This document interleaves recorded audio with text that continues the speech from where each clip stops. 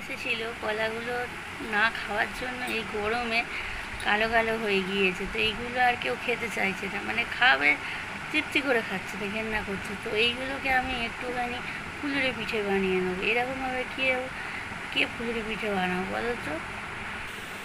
কলাগুলো গরমে পেকে একদম নরম হয়ে গিয়েছে। তো এইগুলোকে আমি ভালো করে চটকে নেবো, নিয়ে এতে চিনি, সুজি, ময়দা মিশিয়ে ভালো করে ব্যাটারটাকে তৈরি করে নেব। দেখুন আমি এই কলাটাকে কীভাবে চটকে নিয়েছি। এবার এর মধ্যে আমি একটু সুজি, ময়দা দিয়ে দেব। আমি ময়দা, চিনি, সুজি দিয়ে দিয়েছি। এবার এটা আমি আস্তে আস্তে মাখিয়ে নেব।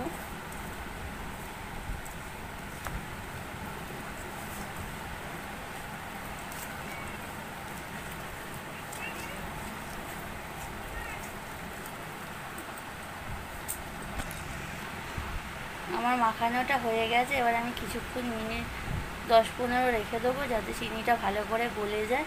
চিনিটা জমে থাকলে ভাজতে অসুবিধা হবে, ওই জন্য আমি কিছুক্ষণ রেখে দেবো। রেখে দেওয়ার পরে আমি ভাজবো।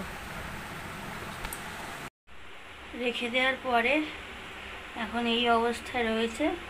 মাখাটা বেশি নরম করলে হবে না, আবার বেশি শক্তও করা যাবে না। শক্ত করলে ফুলুরিগুলো শক্ত হয়ে যাবে, আর নরম হলে গোল হবে না। সেই জন্য এইরকম খুব নরমও না, আবার খুব শক্তও না, এরকম করে করতে হবে।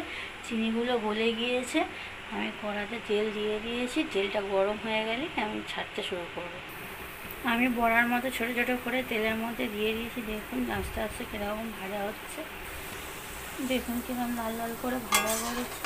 আর একটু লাল লাল করে ভাজা হবে, হয়ে গেলে আমি তুলে নেব। দেখুন হয়ে গেছে আমার বড়ি পিঠে।